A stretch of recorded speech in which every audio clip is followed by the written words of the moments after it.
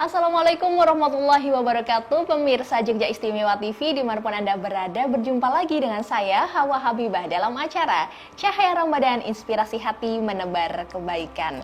Nah, di episode kali ini kita akan membahas tentang kewajiban membayar zakat fitrah.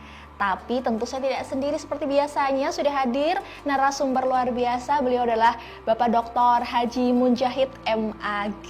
Nah, kita langsung sapa terlebih dahulu. Assalamualaikum Pak Munjahid. Waalaikumsalam warahmatullahi wabarakatuh. Kita ketemu lagi, alhamdulillah. Alhamdulillah Mbak. Ini berarti sehat dan semangat tetap di dalam bulan suci Ramadan gitu ya. Nah, untuk teman-teman pemirsa JITV dimanapun Anda berada, jangan lupa untuk yang mau bertanya bisa langsung chat di JITV Pemda DIY, tentu di YouTube channel kesayangan kita. Nah, Pak Munjahid, ini alhamdulillah kita sudah masuk ke 10 hari terakhir di bulan Ramadan. Nah, banyak sebenarnya orang-orang yang bertanya tentang zakat fitrah itu sendiri. Biasanya juga pasti akhir-akhir nih gitu ya kalau bicara tentang zakat fitrah. Nah, sebenarnya apa yang dimaksud dengan zakat fitrah itu sendiri dan kenapa menjadi kewajiban zakat fitrah itu bagi umat Islam dibayarkan di bulan Ramadan ini? Iya. Jadi zakat fitrah itu Mbak, itu artinya zakat karena selesainya puasa Ramadan. Jadi fitrah itu, fitri itu berbuka. Jadi zakat fitrah itu zakat yang wajib dibayar oleh setiap muslim, baik dia itu masih bayi, anak-anak ataupun orang tua, mulai dari awal Ramadan sampai tanggal 1 bulan Syawal sebelum pelaksanaan sholat Idul Fitri. Jadi anak-anak pun itu wajib membayar zakat, bahkan bayi misalnya seperti ini, sore kayak gini ada bayi lahir, nanti malam hari raya, maka bayi yang baru lahir sore ini itu wajib dibayarkan zakatnya ya. Tapi kalau ada orang meninggal dunia, misalnya nanti malam ini hari raya, sekarang dia meninggal dunia, maka yang meninggal dunia itu tidak wajib dibayar zakatnya karena dia nggak bertemu dengan tanggal 1 Syawal ya. Oke, berarti memang ada kalau sudah lahir ke dunia ini nih, pokoknya sudah harus bayar zakat. Jadi bukan tidak. Dia sudah lahir sebelum masuk tanggal 1 Syawal, itu dia wajib bayar zakat ya. Yang bayar bukan dia, orang tuanya. Orang tuanya ya. Belum bisa Pak. Nah, sebenarnya apa hikmah atau tujuan membayar zakat sendiri itu Pak Munjahid? Berdasarkan hadis Nabi Muhammad SAW, Faradha Rasulullah SAW zakat al-fitri. Rasulullah itu memfardukan, mewajibkan zakat fitrah tuhrotan lis-shaimi, untuk mensucikan orang yang puasa. Jadi orang yang puasa itu kan kadang-kadang nggak sempurna Mbak. Betul. Pas puasa mungkin dia ghibah, pas puasa mungkin matanya untuk melihat sesuatu yang tidak baik ya, hatinya mungkin hasud dan sebagainya, itu kan nggak sempurna puasanya. Lah itu kemudian disempurnakan dengan cara membayar zakat fitrah. Jadi tuhrotan lis-shaimi wa tu'matan lil masakin. Ya, fungsi kedua itu tujuannya itu untuk memberi makan kepada orang-orang miskin. Minimal selama hari raya sehari semalam itu, malam takbiran dengan sampai siangnya sehari itu, orang-orang miskin tidak kekurangan makan. Ya, minimal dibahagiakan dia ya. Faman addaha qabla sholati fahiya zakatun magulatun. Barang siapa yang bayar zakat fitrah sebelum pelaksanaan sholat Idul Fitri, maka itu zakat yang diterima sebagai zakat fitrah. Waman addaha ba'da sholati fahiya sodakun minas sodakot. Dan barang siapa yang bayar zakat fitrah sesudah pelaksanaan sholat Idul Fitri, maka dia sedekah biasa, tidak termasuk tidak termasuk zakat fitrah ya, seperti sedekah biasa di luar Ramadan ya. Memang sudah ada ketentuannya berarti gitu ya Pak Munjahid. Tapi kebanyakan orang gitu Pak bayarnya tuh nanti sampai di akhir gitu, akhir banget. Apa memang sebenarnya yang terbaik ada hadis khusus gitu yang menyatakan bahwa membayar zakat tuh yang paling baik malah di akhir gitu, apa gimana? Kalau waktu bayar zakat fitrah memang ada beberapa alternatif ya. Mulai dibolehkan itu tanggal 1 Ramadan sudah boleh bayar zakat ya, tapi statusnya hanya boleh saja. Yang status wajib itu pada malam malam takbiran. Malam takbiran. Itu wajibnya. Tapi yang paling afdol bayarnya itu sesudah sholat subuh sebelum pelaksanaan sholat Idul Fitri. Cuman pesan saya, kalau bayarnya itu sesudah sholat subuh sebelum sholat Idul Fitri, sebaiknya langsung dibayarkan ke masyarakat, tidak melalui Basnas. Kalau melalui Basnas nanti kantornya tutup karena mereka juga mau sholat Idul Fitri ya. Ya, tapi kalau melalui lembaga kayak Basnas itu sebaiknya ya sehari sebelumnya minimal ya, itu sudah dibayarkan. Biar nanti untuk pentasarufannya tidak merepotkan kami ya. Tapi kalau ingin cari yang afdol sesudah sholat subuh sebelum Idul Fitri, pelaksanaan sholat Idul Fitri, maka sebaiknya langsung diberikan ke masyarakat pada fakir miskin yang dari sekitar rumahnya aja. Nah, Pak Mujahid, berarti kalau misalkan bicara tentang zakat fitrah ini, berarti lebih baik yang mana ketika kita membayarkan zakat itu ada di sekitar rumah aja, atau boleh sih kalau misalkan harus ke luar daerah, keluar kota, luar pulau bahkan gitu? Oh itu, kalau pembayaran zakat fitrah yang utama itu tidak sampai keluar kota, apalagi keluar provinsi ya. Karena zakat fitrah itu didasarkan pada tempat tinggal, di mana dia tinggal. Beda dengan zakat mal. Kalau zakat mal itu didasarkan di mana usahanya dia di mana. Misalnya perusahaan, dia punya perusahaan di mana, maka dia yang paling utama bayar zakat malnya itu di daerah perusahaan dia kerja itu di mana. Tapi kalau zakat fitrah itu didasarkan tempat tinggal, di mana dia tinggal ya. Jadi sebaiknya tidak usah keluar kota atau keluar daerah ya. Cukup di daerahnya masing-masing ya. Seperti kalau orang DIY ya mungkin bisa ke Basnas kabupaten atau bisa ke Basnas provinsi ya, itu yang paling aman ya. Karena kan kita jangan sampai saudara-saudara kita, tetangga ini malah kelaparan gitu ya Pak Mujahid. Kalau ke luar daerah itu sebenarnya ada yang dibolehkan. Misalnya punya saudara, punya keluarga di luar kota, dia ingin ngasih ke keluarganya, maka itu boleh. Oh, ada ya, syarat dipilih. ketentuan ya. Ya. Atau mungkin dia punya teman yang dia tuh sangat soleh, sangat alim, tapi kehidupan ekonominya sangat kurang. Dia berada di luar kota, maka itu boleh ya, karena dia memilih orang-orang tertentu, orang-orang yang soleh yang karena sangat membutuhkan. Ya. Tapi dalam kondisi umum, maka sebaiknya diberikan di daerahnya masing-masing. Ya. Baik. Nah, Pak Mujahid, ini kalau misalkan kita bicara tentang zakat itu, biasanya apakah memang nilai zakatnya itu disesuaikan sama apa yang kita makan atau bagaimana nih Pak Mujahid? Iya. Jadi kalau membayar zakat fitrah itu berdasarkan hadis Nabi Muhammad, anna Rasulullah sallallahu alaihi wasallam farada zakat al-fitri so'an min tamrin au so'an min syairin ala kulli hurrin au abdin zakarin au unfa minal muslimin. Bahwasanya Rasulullah sallallahu alaihi wasallam memfardukan, mewajibkan zakat fitrah satu sok dari kurma atau satu sok dari gandum pada setiap orang merdeka ataupun hamba sahaya. Bahkan hamba sahaya aja diwajibkan bayar zakat, Pak ya. Laki-laki atau perempuan dari golongan orang muslim. Dari hadis tadi itu bisa dipahami bahwasanya besaran bayar zakat fitrah banyaknya itu satu sok dari kurma atau satu sok dari gandum. Nah ini kemudian kalau dikonversi menjadi beras ya itu sehingga muncul perbedaan pendapat di kalangan para ulama. Kalau berdasarkan ketentuan Basnas RI dan juga MUI Daerah Istimewa Yogyakarta, membayar zakat fitrah itu minimal 2,5 kg beras ya, itu minimal. Kalau ditambah lebih bagus ya, bahkan bisa 3 kg lebih bagus ya, itu kan minimal ya. Jadi kalau ditambah lebih bagus ya. Walau beda pendapat, tapi kalau kita simpulkan ya paling tidak dua pendapat itu, satu pendapatnya Basnas RI itu minimal 2,5 kg, pendapatnya MUI DIY itu juga 2,5 kg beras. Belum lagi itu kalau diuangkan, Pak. Kalau diuangkan beda lagi. Kenapa? Karena harga beras di daerah-daerah itu kan beda-beda. Iya, Misalnya betul. di DIY dengan di Jakarta kan beda. Betul, Pak. Misalnya di DIY dengan Papua Iya. kan sangat beda ya. Di Kalimantan akan beda. Mungkin juga di desa yang dia belinya langsung pada petani. Petani, Ya, iya. kalau di kota mungkin sudah tangan ketiga misalnya, Iya, artinya betul. akan beda. Sehingga kalau uang itu, ya itu juga nanti beda pendapat. Ya intinya dari 2,5 kilogram itu harga beras di daerahnya itu berapa? Itu tinggal ngitung. Ya mungkin sekitar 45 sampai 50 ribu lah satu orangnya itu, sekitar itu Mbak. Sekitar itu ya, Pak ya. Nah, Iya. berarti intinya apa yang kita makan itu ya harusnya kita keluarkan ya, Iya. dan kita sesuaikan. Betul. Jadi karena kebanyakan orang Indonesia bahan makanan pokoknya itu kan beras. Betul. Maka zakat fitrahnya juga beras. Itu pun kita tidak boleh memilih beras yang jelek. Iya.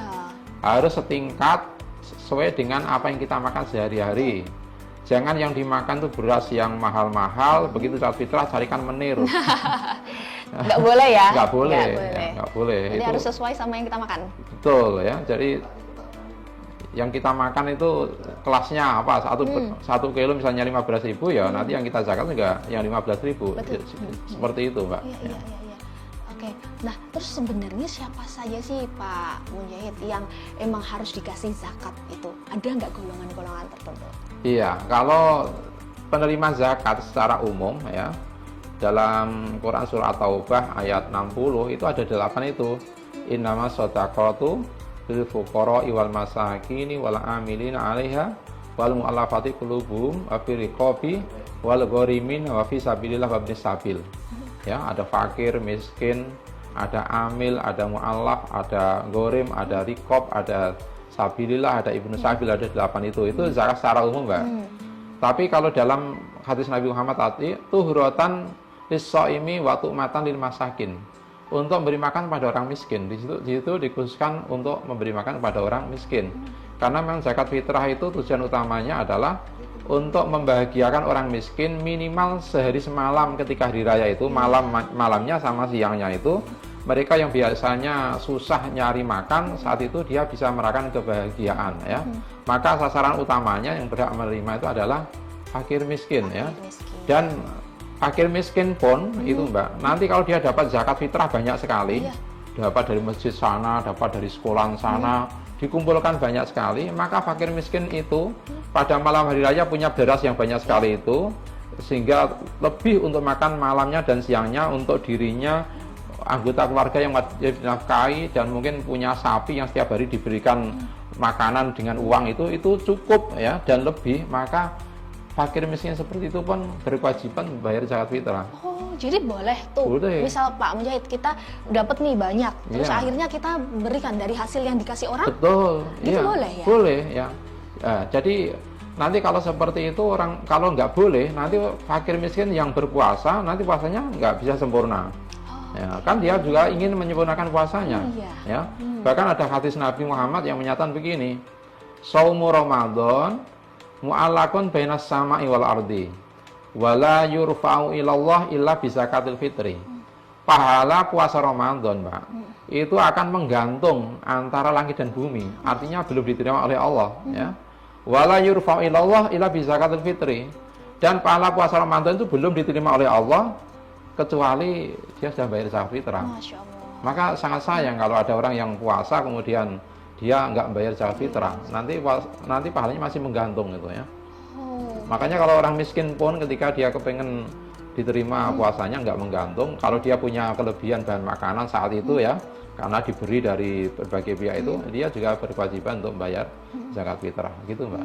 Tapi misalkan Pak Mujahid, seseorang ini, si Fulan, dianggap sama masyarakat itu memang tidak mampu. Terus akhirnya kita kasih. Boleh nggak kalau si Fulan ini tuh menolak gitu? Menolak pembelian dari zakat? Boleh, Itu boleh ya? boleh. Itu hadiah untuk menolak ya.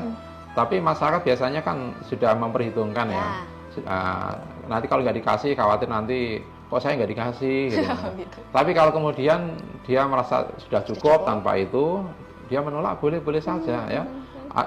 Saya pernah seperti itu, saya berikan kepada tetangga, tapi tetangga nggak mau, dia bilangnya bisa diberikan kepada yang lebih membutuhkan. Saya sudah cukup. Nah, itu namanya orang yang baik itu, orang yang wirai, orang yang qanaah itu ya. Oh ya, malah justru beliau menyadari bahwa oh aku tuh cukup mampu gitu ya Pak Mujahid. Iya. Jadi tidak harus mengambil Iya. yang milik orang yang bisa sebenarnya dikasih Tapi orang. 1001 yang kayak gitu. Biasanya itu banyak yang minat. Bahkan biasanya orang yang mampu pun ya, itu kadang-kadang kalau nggak dikasih itu kadang ada yang protes ya. Oh, iya. Ada yang sampai seperti itu ya. Macam-macam ya Pak. Iya, betul. Nah, kalau kita bicara Basnas ini kan juga menyalurkan gitu ya Pak. Nah, sebenarnya bagaimana proses pengumpulan dan penyaluran zakat itu dari Basnas seperti apa Pak? Iya. Jadi secara umum Basnas DIY itu menerima zakat fitrah. Ada yang langsung diantar ke kantor ya, di wilahan itu ya. Kemudian ada juga yang melalui transfer juga ada. Kemudian pengumpulan melalui SMA SMK di sekolahan. Itu kan SMA SMK itu kan UPZ-nya Basnas DIY ya. Nanti kemudian distorkan di sekolah itu distorkan ke Basnas DIY ya. Walaupun nanti pentasarufannya itu juga kebanyakan sering dibagikan ke masyarakat sekitar sekolah itu juga ya, dikembalikan ke sana lagi ya. Jadi lewatnya seperti itu. Yang banyak itu Basnas kabupaten kota. Karena masjid-masjid yang ada di kampung ya, musola dan sebagainya itu nanti masuknya ke Basnas kabupaten kota. Tapi kalau Basnas provinsi itu lewatnya SMA, SMK. Kalau perguruan tinggi kan nggak ada yang mengumpulkan itu ya. Iya. Karena kebanyakan mereka tidak ada yang mengelola ya. Masuknya lewatnya SMA, SMK dan masyarakat umum yang langsung datang ke kantor atau bisa juga yang melalui transfer ke Basnas DIY gitu Mbak. Kalau ini sudah 10 hari terakhir nih Pak Mujahid. Betul. Terus gimana lihat antusias dari warga daerah istimewa Yogyakarta tentang zakat fitrah sendiri? Apa ada penaikan? Apa aduh masih belum terlihat hilalnya? Ya sudah ada tanda-tanda ya, tapi belum puncaknya. Biasanya zakat fitrah itu memang puncaknya itu 2 hari sehari sebelum Lebaran, sebelum hari raya Idul Fitri Mbak. Jadi mungkin seperti ini tuh rasanya masih adem-adem saja. Ya walaupun sudah ada yang mulai ya, tapi kebanyakan mereka itu lebih tertarik ketika sudah mendekati Lebaran, Mbak. Ya. Kalau yang sekarang yang udah rame itu toko-toko pakaian, Mbak. Nah itu, Toko pasar. udah penuh banget ya Pak Mujahid. Nah Pak Mujahid, kita akan langsung membacakan pertanyaan dari pemirsa JTV nih. Boleh langsung kita lihat. Nah ini dari @nikmatul ulfa. Bapak, di tempat kami ada seorang ibu dan anak. Penghasilan ibunya hanya cukup untuk makan sehari-hari mereka. Kalau seperti itu, tetap wajib membayar zakat fitrah atau tidak nih Pak Mujahid? Oh, baik. Dari Mbak Nikmatul Ulfa ya. Begini, kalau penghasilannya hanya cukup untuk makan sehari-hari, apakah dia kewajiban bayar zakat fitrah atau tidak? Ketentuannya itu begini Mbak. Pokoknya malam hari raya itu sampai siangnya sehari itu kalau dia punya bahan makanan yang lebih untuk dimakan dia dan anggota keluarga yang wajib dinafkahi serta hewan-hewan yang harus dikasih makan itu kok lebih, maka orang tersebut berkewajiban membayar zakat fitrah. Tapi kalau malam hari raya sampai siangnya sehari itu kira-kira bahan makanannya hanya cukup ngepas atau bahkan kurang, maka orang yang seperti itu tidak berkewajiban membayar zakat fitrah. Saya sebut termasuk hewan itu gimana? Begini, orang di kampung misalnya punya sapi. Sapi itu kan ada yang nafkahnya lebih dari manusia, Mbak. Sehari itu dia dijatah makan, misalnya satu sapi ada yang jatahnya sampai 30.000, 50.000 ya. Itu kan dia juga butuh dana untuk ngasih. Kalau ternyata dia punya dana itu tapi sapinya 2 untuk ngasih makan sapi 2 sehari itu udah berapa misalnya. Kira-kira kalau nggak cukup atau hanya pas-pasan, maka orang yang seperti itu tidak berkewajiban bayar zakat fitrah. Tapi kalau lebih ya dalam waktu sehari semalam itu, maka dia berkewajiban untuk bayar zakat fitrah. Atau yang tadi saya jelaskan tadi, sebenarnya dia pas-pasan, tapi menjelang hari raya itu dia dapat beras zakat fitrah dari berbagai pihak, dikumpulkan sampai 2 bagor misalnya ya. Nah, itu kan lebih untuk makan sehari semalam. Maka dia berkewajiban untuk membayar zakat fitrah dan anggota keluarga yang wajib dibayarkan zakatnya. Gitu. Berarti batasnya memang yang penting 1 hari semalam cukup. Betul, harus lebih, zakatnya. punya lebih. Punya lebih. Iya. Nah, Iya. Nah, ada pertanyaan lagi nih. Ada pertanyaan lagi bisa? Oh, oke, dari @Eka Fitriani.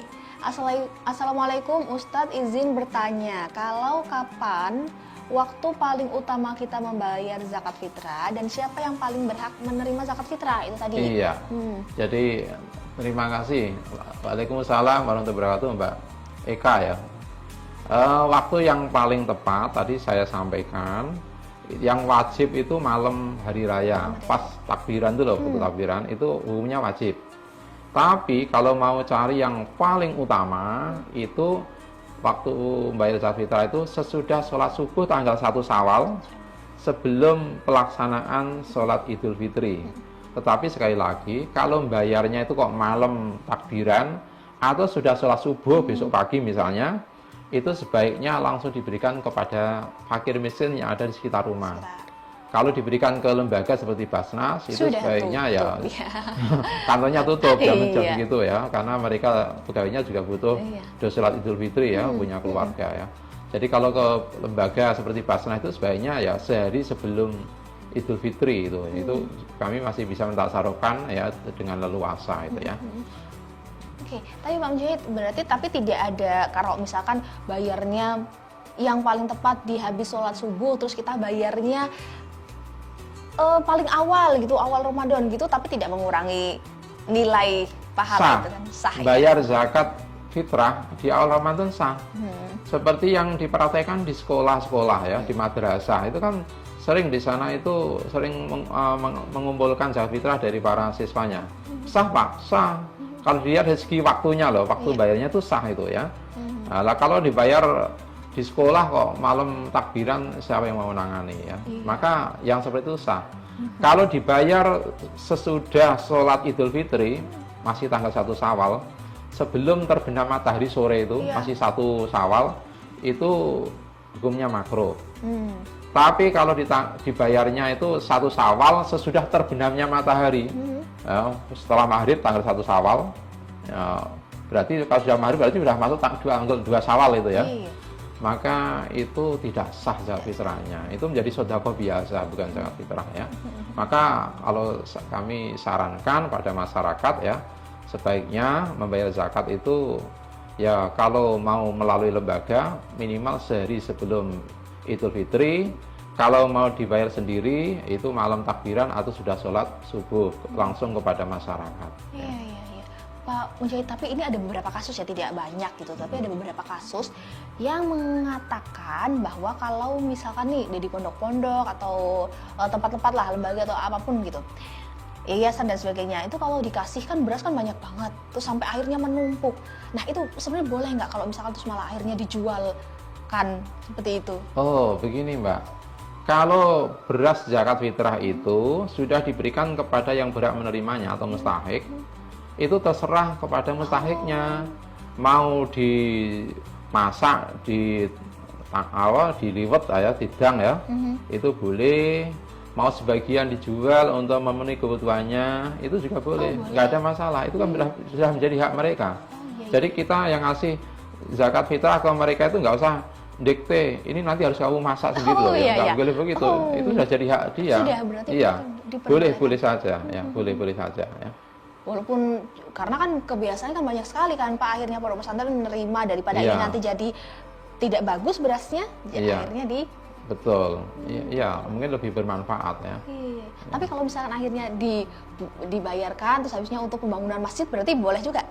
Nah untuk jelas untuk pembangunan masjid itu begini Mbak, zakat fitrah itu kalau untuk pembangunan masjid sebenarnya tidak diperbolehkan. Oh tidak boleh? Iya, karena sebenarnya untuk memberi makan pada orang miskin ya. Terutama masjid-masjid yang ada di lingkungan mayoritas umat muslim ya, di mana kebutuhan masjid itu sudah cukup. Kecuali masjid itu di daerah minoritas yang tidak cukup untuk memenuhi kebutuhan operasional masjid, atau untuk menyempurnakan pembangunannya itu sangat-sangat seret ya, tidak ada dana karena di daerah minoritas. Maka dalam kondisi yang seperti itu diperbolehkan ya.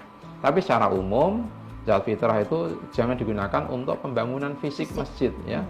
Masa masjid itu nggak ada yang mau membiayai. Umat Islam di situ mayoritas jamaahnya juga banyak, masa bangun masjid itu aja nggak kuat.